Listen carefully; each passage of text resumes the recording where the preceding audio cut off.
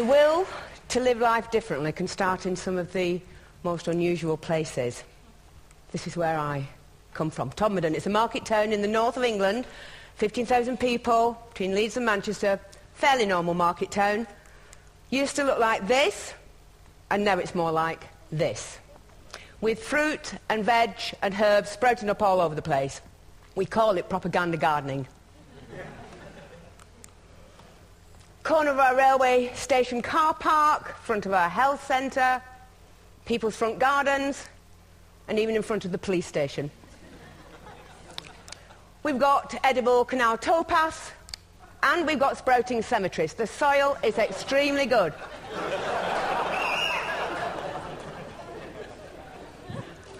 We've even invented a new form of tourism. It's called vegetable tourism. And believe it or not, people come from all over the world to poke around in our raised beds, even when there's not much growing. But it starts a conversation. And you know, we're not doing it because we're bored. We're doing it because we want to start a revolution. We try to answer this simple question: can you find a unifying language that cuts across age and income and culture that will help people themselves find a new way of living? See spaces around them differently, think about the resource they use differently, interact differently. Can we find that language? And then can we replicate those actions? And the answer would appear to be yes, and the language would appear to be food. So 3.5 years ago, a few of us sat around the kitchen table and we just invented the whole thing.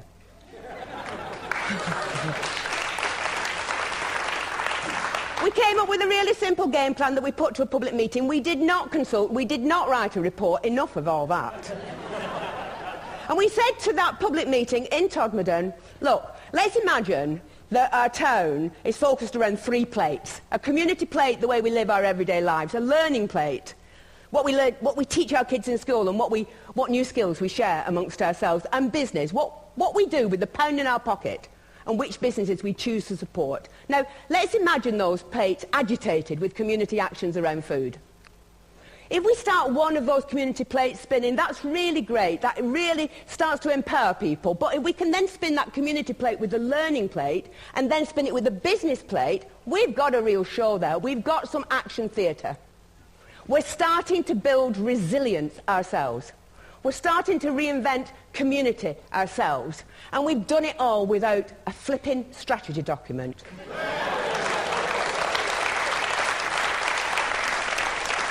And here's the thing as well. We've not asked anybody's permission to do this, we're just doing it. And we are certainly not waiting for that cheque to drop through the letterbox before we start.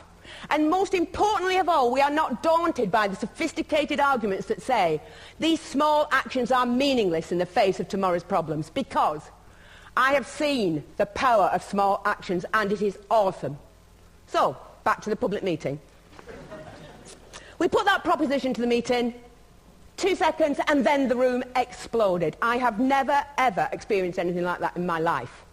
And it's been the same in every single room, in every town that we've ever told our story. People are ready and respond to the story of food. They want positive actions they can engage in, and in their bones, they know it's time to take personal responsibility and invest in more kindness to each other and to the environment.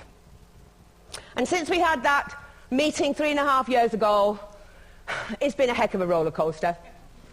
We started with a seed swap, really simple stuff, and then we took an area of land, a strip on the side of our main road, which was a dog toilet basically, and we turned it into a really lovely herb garden. We took the corner of the car park in the station that you saw, and we made vegetable beds for everybody to share and pick from themselves. We went to the doctors. We've just had a £6 million health centre built in Todmorden, and for some reason that I cannot comprehend, it has been surrounded by prickly plants. So we went to the doctors, said, would you mind us taking them up? They said, absolutely fine, provided you get planning permission and you do it in Latin and you do it in triplicate. So we did. And now there are fruit trees and bushes and herbs and vegetables around that doctor's surgery. And there's been lots of other examples, like the corn that was in front of the police station and the old people's home that we've planted up with food that they can pick and grow. But it isn't just about growing, because we all are part of this jigsaw. It's about taking those artistic people in your community and doing some fabulous designs in those raised beds to explain to people what's growing there. Because there's so many people that don't really recognise a vegetable unless it's in a bit of plastic with a bit of an instruction packet on the top. So we have some people who design these things. If it looks like this, please don't pick it. But if it looks like this, help yourself. This is about sharing and investing in kindness. And for those people that don't want to do either of those things, maybe they can cook. So we pick them seasonally, and then we go on the street, or in the pub, or in the church, or wherever people are living their lives. This is about us going to the people and saying, we are all part of the local food jigsaw, we are all part of a solution. And then, because we know we've got vegetable tourists and we love them to bits and they're absolutely fantastic, we thought, what can we do to give them an even better experience? So we invented, without asking of course, the incredible edible green route. And this is a route of exhibition gardens and edible towpaths and bee-friendly sites and the story of pollinators. And it's a route that we designed that takes people through the whole of our town, past our cafes and our small shops, through our market, not just to and fro from the supermarket. And we're hoping that in changing people's footfall around our town, we're also changing their behaviour. And then there's the second plate, the learning plate. Well, we're in partnership with the high school. We've created a company. We are designing and building an aquaponics unit in some land that we spare at the back of the high school, like you do. And now we're going to be growing fish and vegetables in an orchard with bees. And the kids are helping us build that. And the kids are on the board. And because the community was really keen on working with the high school is now teaching agriculture. And because it's teaching agriculture, we started to think, how can we then get those kids that never had a qualification before in their lives but are really excited about growing, how can we give them some more experience? So we got some land that was donated by a local garden centre. It was really quite muddy, but in a truly incredible way, totally voluntary-led, we have turned that into a market garden training centre. And that is polytunnels and raised beds and all the things you need to get the soil under your fingers and think, maybe there's a job in this for me in the future. And because we were doing that, some local academics said, you know, we could help design a commercial horticulture course for you. There's not one that we know of. So they're doing that, and we're going to launch it later this year. And it's all an experiment, and it's all voluntary. And then there's the third plate. Because if you walk through an edible landscape, and if you're learning new skills, and if you start to get interested in what's growing seasonally, you might just want to spend more of your own money in support of local producers. Not just veg, but meat and cheese and beer and whatever else it might be. But then we're just a community group, you know, we're just all volunteers. What could we actually do? So we did some really simple things. We fundraised, we got some blackboards, we put Incredible Edible on the top, we gave it to every market trader that was selling locally, and they scribbled on what they were selling in any one week. Really popular, people congregated around it, sales were up.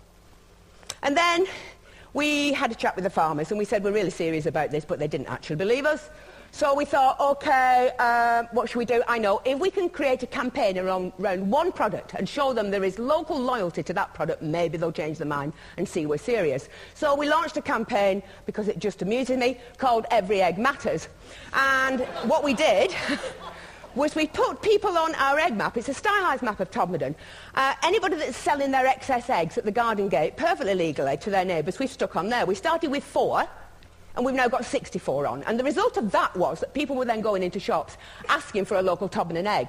And the result of that was some farmers upped the amount of flocks they got of free-range birds, and then they went on to meat birds. And although these are really, really small steps, that increasing local economic confidence is starting to play out in a number of ways. And we now have farmers doing cheese, and they've upped their flocks of rare breed pigs. They're doing pasties and pies and things that they would have never have done before.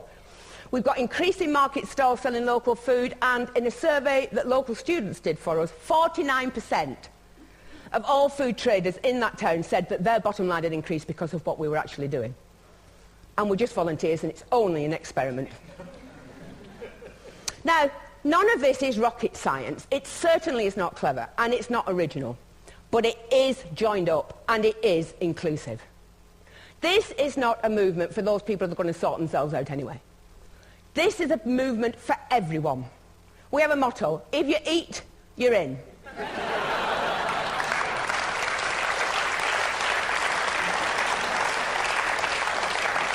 Across age, across income, across culture. It's been really quite a roller coaster experience. But going back to that first question that we asked, Is it replicable? Yeah. It most certainly is replicable. More than 30 towns in England now are spinning the incredible edible plates. Whichever way they want to do it, they're of their own volition, they're trying to make their own lives differently. And worldwide, we've got communities across America and Japan. It's incredible, isn't it? I mean, what can you say? America and Japan and New Zealand. People, after the earthquake in New Zealand, visited us in order to incorporate some of this public spiritedness around local growing into the heart of Christchurch. And none of this takes more money, and none of this demands a bureaucracy. But it does demand that you think things differently and you are prepared to bend budgets and work programmes in order to create that supportive framework that communities can bounce off. And there's some great ideas already in our patch. Our local authority has decided to make everywhere incredible edible, and in support of that have decided to do two things. First, they're going to create an asset register of spare land that they've got, put it in a food bank so that communities can use that wherever they live, and they're going to underpin that with a licence. And then they said to every single one of their workforce, if you can, help those communities grow and help them maintain their spaces. Suddenly, we're seeing actions on the ground from local government. We're seeing this mainstreamed. We are responding creatively at last to what Rio demanded of us. And there's lots more you could do. I mean, just to list a few. One, please stop putting prickly plants around public buildings. It's a waste of space. Secondly, please create edible landscapes so that our children start to walk past their food day in, day out, on our high streets, in our parks, wherever that might be. Inspire local planners to put the food sites at the heart of the town and the city plan, not relegate them to the edges of the settlements that nobody can see. Encourage all our schools to take this seriously. This isn't a second-class exercise. If we want to inspire the farmers of tomorrow, then please let us say to every school, create a sense of purpose around the importance of the environment, local food and soils. Put that at the heart of your school culture and you will create a different generation. There are so many things you can do, but ultimately this is about something really simple. Through an organic process, through an increasing recognition of the power of small actions, we are starting at last to believe in ourselves again. And to believe in our capacity, each and every one of us, to build a different and a kinder future. And in my book, that's incredible. Thank you.